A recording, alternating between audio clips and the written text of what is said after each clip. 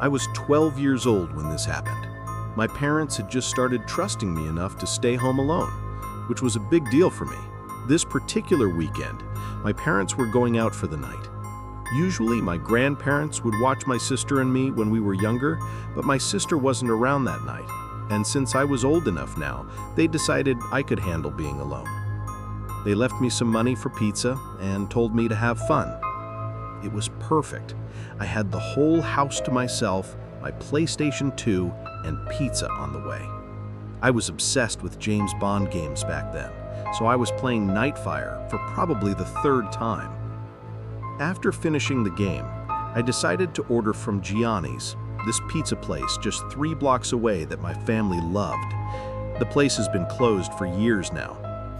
I ordered a regular pie. I could easily eat 3 slices at that age. My mom had told me to tip the delivery guy $4 and wrap any leftover slices in foil. When the doorbell rang, I grabbed the $20 bill my parents had left and hurried downstairs. The delivery guy looked to be in his 30s, but something about him seemed off. He had this really long, scraggly beard, wore glasses, and had on a black trucker hat. He looked rough around the edges. As he handed me the pizza, and I gave him the money, he looked up at me, then passed me into the house. "You alone here?" he asked. I knew immediately that was a weird question. My parents had taught me to be careful with strangers. "My parents are on their way home," I said, which was stupid in retrospect. I should have just said no. He handed me my change, and I closed the door quickly. I ate my 3 slices in the kitchen, wrapped up the rest, and went back upstairs to play Agent Under Fire. Hours passed, and I was completely absorbed in the game. Around 11 p.m., the doorbell rang. Naturally, I thought it was my parents coming home, so I rushed downstairs. "Mom? Dad?" I called through the door. But an unfamiliar voice answered back. "Hey, I need help." "Who is this?" I asked. "I just need to use a phone," the voice said.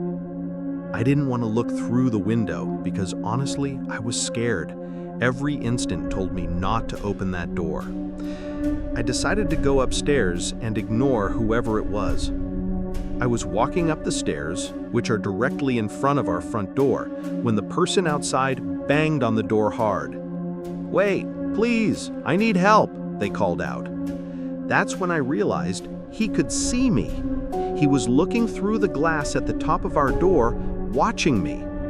I turned around, and even though it was dark on the porch, I could see the outline of someone's head staring back at me. I ran upstairs to my parents' room and immediately called my mom's cell phone. When she answered, she sounded relaxed, probably had a few glasses of wine with dinner. But when I told her there was someone at the door trying to get in, her tone completely changed. She became loud and concerned. She asked if I had let the person know I was home, and I told her yes.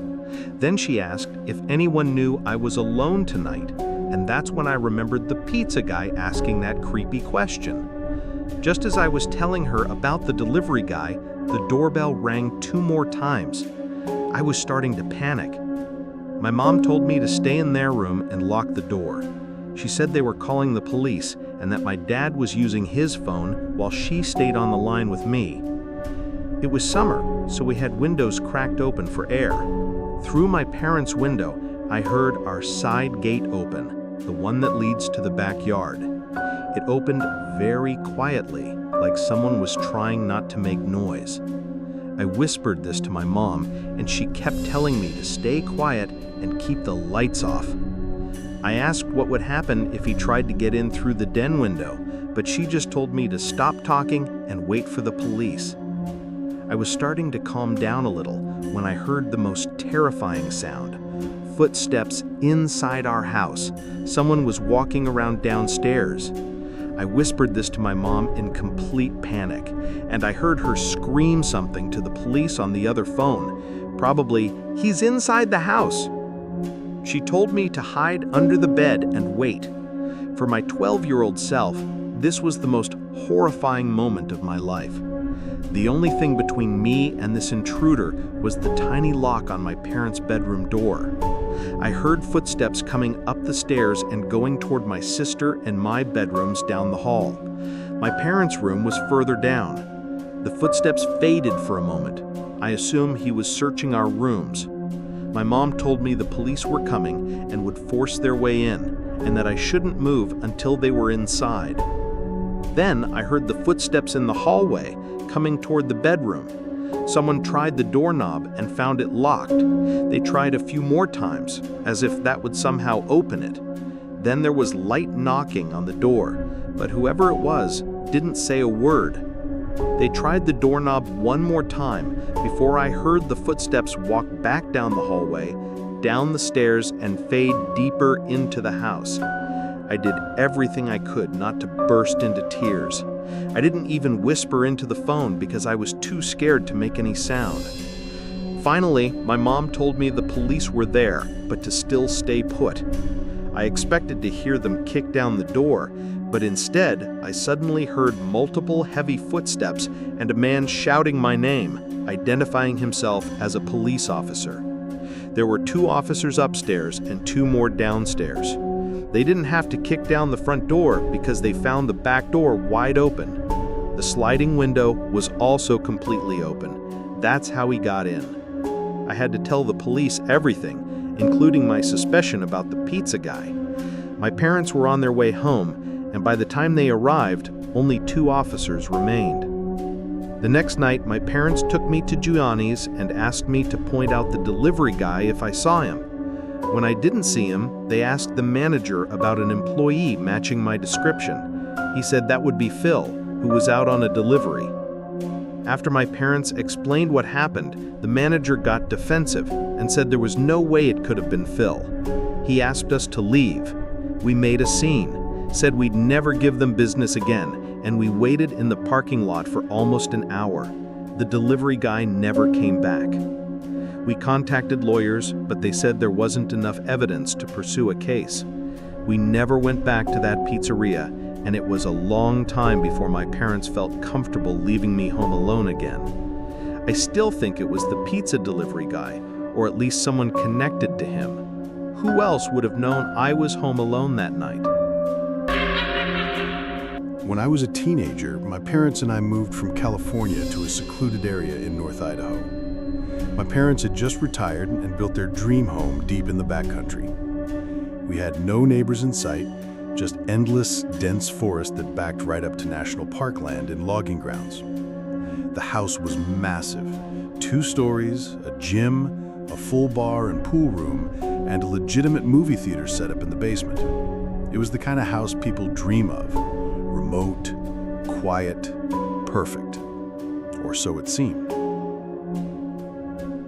I was dating my high school girlfriend at the time. One night, while my parents were downtown on a date, I invited her over to hang out and watch a movie. We were completely alone. I grabbed a beer. I was underage, but figured no one would care out there. And we headed down to the movie room to watch Gladiator. Everything started out normal, but somewhere around the midpoint of the movie, maybe close to midnight, something changed in me. Out of nowhere, I was overwhelmed with this fight-or-flight feeling. It was like my body sensed something my brain couldn't see. My heart was pounding, and I kept glancing at the uncovered windows behind us that looked out into the pitch-black woods. I didn't want to freak out my girlfriend, so I kept it to myself. Even got a little heated between us during the movie, but the whole time, I couldn't shake the feeling that we were being watched. I didn't know from where, but I knew. After the movie ended, I walked her upstairs and out to her car. The house was dead quiet again. She drove off, and I turned to go back inside when I remembered I'd left the lights on downstairs, so I went back to turn them off. I turned off the movie room lights first, then paused. My eyes drifted to the large window that looked into the backyard. That's when I saw him. A man. He looked homeless, wild hair, filthy clothes, but what froze me in place was his expression. He had the biggest, creepiest smile I've ever seen, with wide, staring eyes that looked absolutely deranged. And in his hand was a knife. He was gently tapping it on the glass over and over. At first, I thought I was hallucinating. I slowly backed away and went to the bar room to shut off the rest of the lights. That room has a sliding glass door that also faces the woods. I flipped the switch and watched in horror as the man calmly walked from the window to the door, still smiling, still staring. At this point, we were less than a foot apart just with the glass between us. He didn't try to get in. He didn't move at all. He just watched me. I went upstairs without a word. Right then, my parents were walking through the door. "I think I need to go to the psych ward or something," I told them. "I swear I just saw a guy with a knife watching me outside." My mom went pale. My dad's eyes narrowed, and without a word, he went to the gun safe, grabbed his rifle, and stormed out to check the property. I asked my mom what was going on, and she said, "There have been a few break-ins in the area. A guy wandering through the woods trying to get into homes. The description you gave matches exactly." The police were called, but they didn't find anything. No signs of entry, no footprints, just cold, black woods. That should have been the end of it, but it wasn't. That night, as I tried to sleep, I could hear a light tapping sound beneath me. My bedroom was on the second floor, directly above the movie room. It sounded like metal gently tapping glass. I tried to convince myself it was nothing, but the tapping lasted for hours. This happened night after night for weeks. Sometimes it would stop. Sometimes I'd wake up at 3 a.m. and hear it faintly again. I even thought I heard footsteps on the roof one night. I checked the windows, but never saw anyone. Still, I couldn't shake the feeling that I was being stalked, watched. Then winter came. My parents had to go out of town for a few days, but they were still nervous about what had happened. Before they left, they gave me a shotgun, just in case. We also had a big Rottweiler, sweetest dog you'd ever meet, and totally silent unless something was really there. One night, while I was home alone, I heard slow, crunching footsteps outside, heavy and deliberate. The dog stood up, ears perked, and began growling low and deep at the front door. Then he started barking, ferocious, loud, and non-stop. He only ever did that when he saw something real. I stayed silent. I didn't want whoever was out there to know I was home. I didn't move. Then came the knock. Slow, hollow, and taunting. I didn't answer. I slept with the shotgun next to me that night. Door locked, blinds drawn, dog at my feet. The next morning, I went outside and saw something that made my stomach drop. Footprints. Fresh human footprints that circled the entire house. They stopped at every single window, like someone was trying to look in, searching for me. I followed the prints around the property, and they eventually led into the forest. I followed them maybe half a mile before they started to zigzag, veer off, loop back, like whoever made them was trying to throw me off their trail. I turned back. Something told me it was a bad idea to keep going. That night, the tapping came back, louder this time. I knew it was him. I unlocked my door, grabbed my shotgun, and stepped onto the second-story deck. I flipped on the floodlights that illuminated the backyard. There he was. Same man, same smile, same dead eyes. He was holding the knife again, staring directly at me, like he could see through me. I raised the shotgun and shouted, "If you don't leave, I'll put one right through you." He didn't move or flinch, just stared, unblinking, grinning. I fired a warning shot into the air and finally got a reaction. He staggered a bit, then slowly backed into the woods, still facing me. That's when I decided to unleash the dog. I sprinted downstairs, threw open the sliding door, and let him loose. He bolted into the forest like a black missile, barking and snarling. I had never seen him that aggressive. He had a shot collar, so he couldn't go far, but I like to think he chased that guy off for good. because after that night, I never saw him again. This happened in March 2022, during spring break. I was in my second year of college, and my friends and I, 6 of us total, decided to rent a cabin in South Carolina for a few days. There were 4 guys, me, Matt, Chris, and Tyler, and 2 girls, Jess and Sarah. We'd all been close since freshman year. The cabin we picked was stupidly cheap for its size. 2 stories, a wraparound porch, 2 bathrooms, and listed as being on private land near a lake. It was way out there, no towns for miles, surrounded by forest. The guy who owned it had a thick accent and seemed kind of off when we talked to him on the phone. All he said was, "Just don't go wandering too deep into the woods. Some old stuff back there. Wells, busted fences, snakes. You don't want to get turned around." We laughed about it.